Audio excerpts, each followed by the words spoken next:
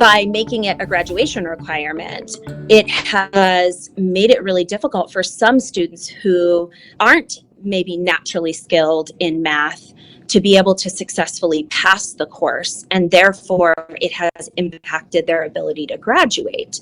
Well, could Algebra II soon be a high school requirement of the past? A bill making its way through legislature wants to replace Algebra II with what some consider maybe more useful math classes, maybe finance classes instead. It's a good argument, right? But some say Algebra II is really necessary pre-college. So what do you think? Brianna Whitney has the story. How many of you remember this? If you're an engineer, you might still be using algebra like this, but if you're in another career, say for instance, journalism, you probably haven't seen an equation like this in years, maybe even decades. So would it be more beneficial to some students to learn things like balancing a checkbook, filing your taxes, maybe calculating interest instead? Well, that's what one House bill is aiming for.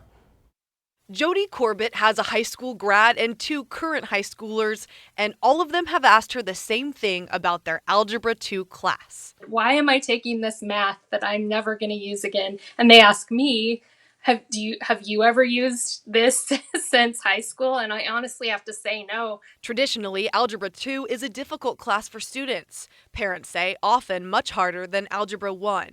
But as it stands now, it's a requirement to pass Algebra II to graduate high school. Math teacher Kelly Berg has seen it firsthand. It has come down to that last unit or the final exam as to whether or not the student was going to graduate and walk that day. But if House Bill 2278 passes through the legislature, that would change. The bill would change requirements to offer an alternative mathematics pathway to graduation after geometry that, instead of a course like Algebra II, could include personal finance, computer science, statistics, or business mathematics. Jody says her kids would absolutely be interested in that. Business math, personal finance, statistics even for kids that maybe want to do marketing. But some teachers say not so fast.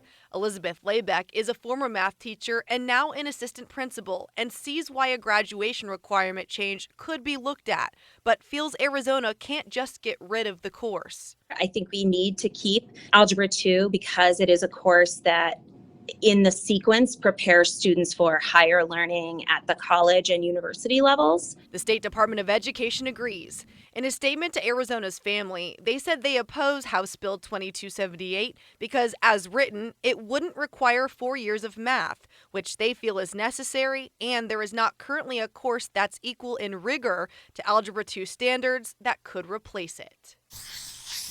The answer to this whole thing, by the way, is 2 equals X. But answering whether Algebra II will still be part of the high school equation for your child is still up in the air. The bill has passed through the House, but it's now working its way through the Senate. Brianna Whitney for Arizona's Family.